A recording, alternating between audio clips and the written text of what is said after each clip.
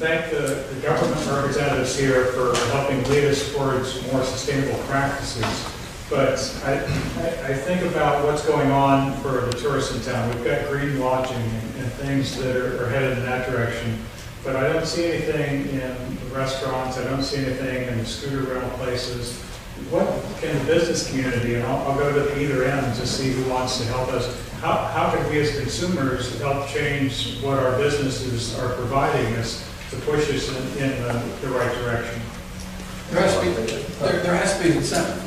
It doesn't necessarily have to be a monetary incentive. It has to be an emotional incentive, a community feeling incentive. It has to be something that engages these people into recognizing that going in the direction that you're talking about is something that we all should share in, a sense of community.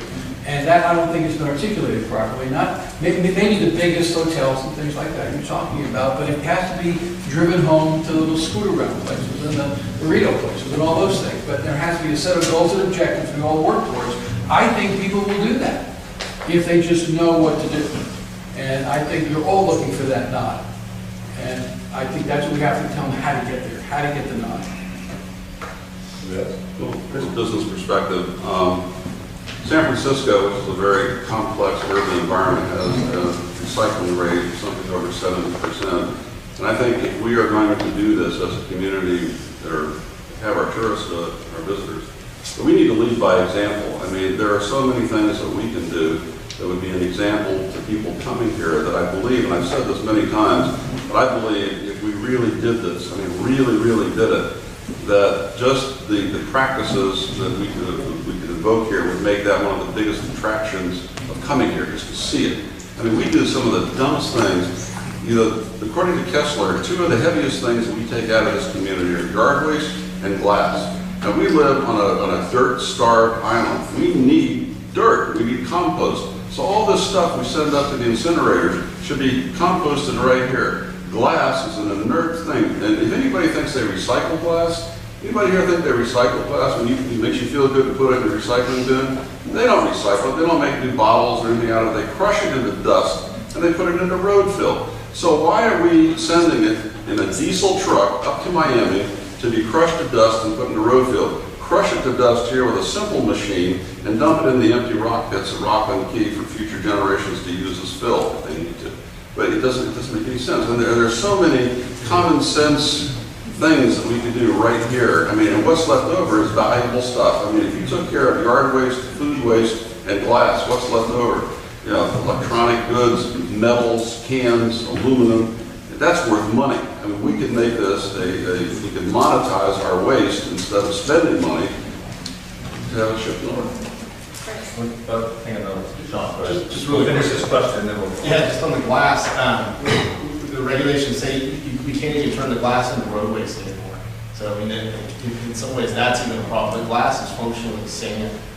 And so we're exporting the glass, but we also bring in truckloads of sand for our beach. So it actually it's a more ridiculous situation. Just put ground glass on our beaches.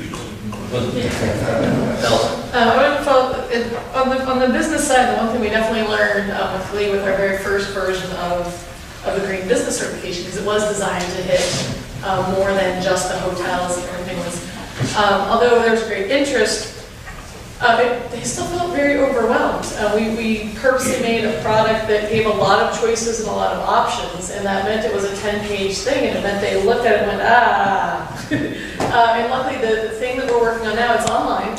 So with each thing that we're asking you if you do where we want to, there's a link right there that tells you more about it. There's a link right there that tells you where to buy the product if you need to. So a lot of those pieces are at their fingertips. And with the first pass through of just answering what you already do, it comes up with this great news. You know, you're halfway there. All you need are these other points, and here's what we suggest based on the type of business you are. The one thing that was really interesting in my past research, I worked with the State of Florida's Clean Marina program, which is just for marinas and boatyards.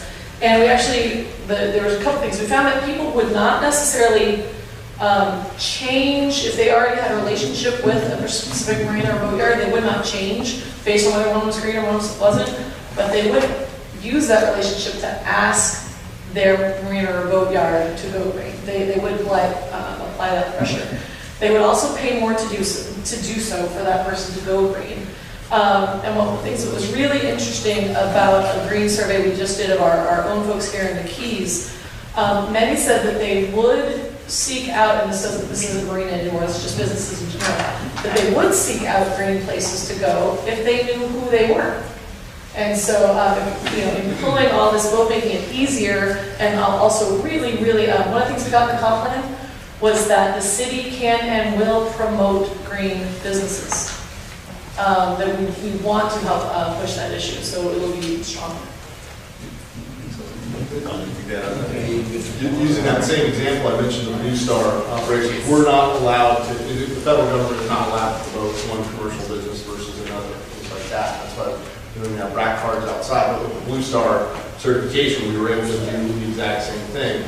You go through this program, you voluntarily participate, and while we don't promote one business versus another, we say, here's our website of Blue Star operators, and it's the only ones you're going to find on our website, or the ones that, if you talk to a volunteer here at the Eco Discovery Center, they're going to talk about it. So that is a good motivation, and the government is limited in some of these partnerships, but that is those types of certification programs are fantastic ways to society promote people in the right direction. Behind. I have a question back here. You were talking earlier about the actual cost. Speak up if you would. We were talking, you were talking earlier about the actual cost of a gallon of gasoline. What is the actual cost of a 12-ounce can of beer? We have beer trucks coming down the Keys toward us every day, and recycling trucks going up the Keys the other way carrying the used beer cans. Are we all paying our fair share of the cost of recycling those cans? Cans are hauled 200 miles to be wasted or to be recycled. Who is actually paying for that? I don't mind paying my fair share for my beer cans that are going 200 miles back up the Keys. But what about my neighbors right up the street? Well, let's do it, and I'll get with you, but for you guys, what are we doing to, commercial recycling is something that's been a tough one to get our hands around, but that's really where I think all of us could recycle all we want, and we're not equal to one bar on Wall Street. So what do we do? How do we either incent them, as Ed wants to do, or it's a carrot or stick thing? There was a big debate at City Hall about whether this should be mandatory. I remember this a couple of years ago. And it was going to be mandatory, but it would be voluntary. And I could never put those two together, it's quite work for me. And, you've just got to make this mandatory because people aren't going to do it. I mean, there's recycling bins everywhere, and I see, to your point, I recycle. I know Jody recycles and Allison recycles, and probably all of you do, but, we're just a drop in the bucket. And until it becomes big enough to where it's economically feasible, it's never going to work. I mean, to take a truck, a diesel-powered truck, and run around this town and pick up a little box of, tin cans, it just makes us feel good, but it doesn't get us where we need to go. It gives us psychological superiority. Unfortunately, it does. Right. Yeah, Well, a lot of people don't we got like plenty of time. a lot of people don't like to be told what to do, and Vinny can start telling them, and there's both sides of the story, you can make it mandatory or not, but I know a lot of people, when Vinny you tell them you gotta recycle, that's when it's like their back goes up and back, well, you're not gonna tell me what to do. So what we look at is other things, we can make it easier for businesses to recycle by making it perhaps cheaper. I mean, I think a lot of businesses down here think, and it can be more expensive to recycle than it is to just dump their trash in the waste. So we're looking at those type of things to incentivize, I can't say that word, incentivize, making it easier for business to recycle. And sometimes they do carry a larger portion of the cost load than residents for waste management and recycling. So we're looking at those things also, maybe make it a little more fair. But that people have to want to recycle. We don't have police to go in and look at their like that, but I agree with him. The more you can do to make it, to increase recycling. Can I just briefly just say, it's not it's not mandatory that you stop at a stop sign for no good reason. I mean, we tell you must stop at a stop sign because it's good for everybody. Yep. And recycling and composting and all these practices are good for everybody. Yep. And we should make it the law because it's the best for everybody. Can I have just one follow-up then? I'll stop. Whether it goes out as trash or recyclables, who is paying for the cost of a six-pack of beer bought at your local grocery store? Are we all paying for that recycling cost or that trash haul cost? Or is the store paying something extra because in fact they're profiting from it? Actually, the whole process involved in the ferry cost. Not only for beer, it's petrochemicals, it's farming, it's all that kind of stuff. All you can do, I mean, the whole there's a whole goal about business. Well, it's spring break, that's why I'm focusing on beer cans. Right. Well, they're not recycling, they're just throwing out. But there has to be something more than that. And the key is that I pay $26.40 every month to have my garbage taken away. Now, I'm being devil's advocate here because I recycle, but what's my motivation for recycling anything?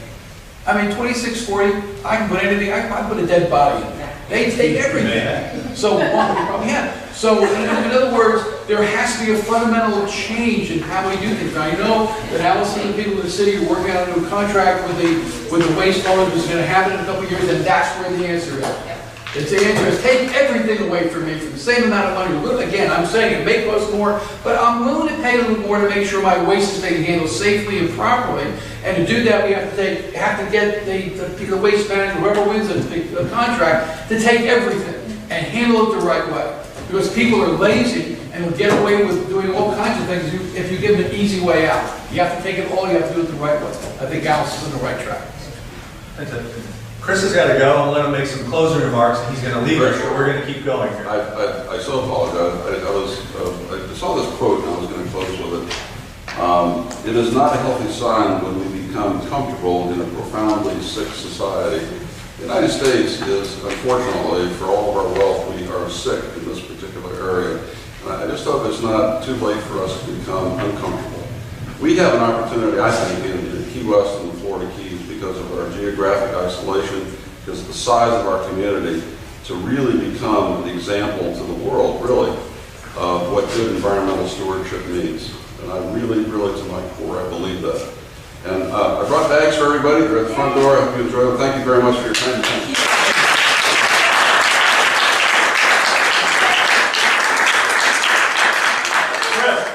Before you go, I just want to ask one question of you. What about this Love Your Island campaign that started a couple of years ago? That was trying to change behavior. Where is that at? That was a committee of the Chamber of Commerce, and I gave it to them, and I don't think anybody's doing it. This takes effort, it takes leadership. I've said this many times that we have got to get people, our commissioners, our county commissioners, our city commissioners, they have got to carry this banner because they are the leaders, they are the ones that are going to vote and make the decisions. And we have to support them. I mean, if we just say, oh, we're all for recycling, and go do it. It doesn't work that way. I mean, we've got to vocally, physically support these people and elect ones to office who will do it. And if they won't do it, then we need to unelect them. Thank you, Chris. My opinion. To follow up on Chris and end this one little question.